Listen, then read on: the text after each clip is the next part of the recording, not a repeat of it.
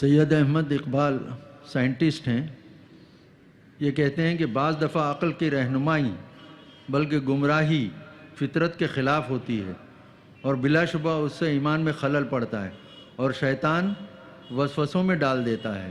تو ایسی صورتحال میں کیا رخ اختیار کرنا چاہیے؟ ایک شعر بھی انہوں نے کہا ہے پرویز شاہدی صاحب کا، وہ کہتے ہیں کہ جنوں کی رہبری میں عقل منزل تک پہنچتی ہے، وہ شہرت پا نہیں سکتا جو رسوا ہو نہیں سکتا۔ جنوں کی رہبری جو ہے یہاں پر میرے نزدیک اچھے الفاظ نہیں ہیں۔ عشق، جو میں نے کہا عربی میں قرآن میں حدیث میں لفظ عشق نہیں آیا، فارسی شاعری میں عشق ہے۔ شاد باد عشق خوش سودائے ماں، تو یہ اللہ کی محبت جو میں نے آیت سنائی آپ کو، والذین آمنوا اشد حبا للہ، یہ محبت خداوندی ہے جو منزل تک پہنچائے گی۔ گزر جا عقل سے آگے کہ یہ نور چراغ راہ ہے منزل نہیں ہے۔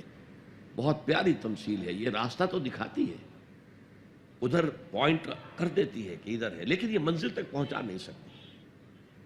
تو اس اعتبار سے لیکن جو مسلمان ہے اس کے لیے تو پھر معیار ہو گیا ہے کتاب و سنت، اس کسوٹی پر ہر چیز کو پرکھیے۔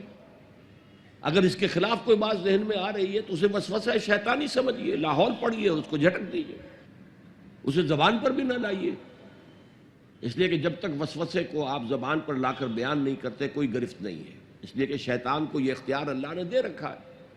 الذی یوسوس فی صدور الناس، وسوسہ اندازی وہ کرتا ہے، لیکن یہ کہ آپ اس کے وسوسے کو قبول کرتے ہیں یا نہیں کرتے یہ آپ کا اختیار ہے۔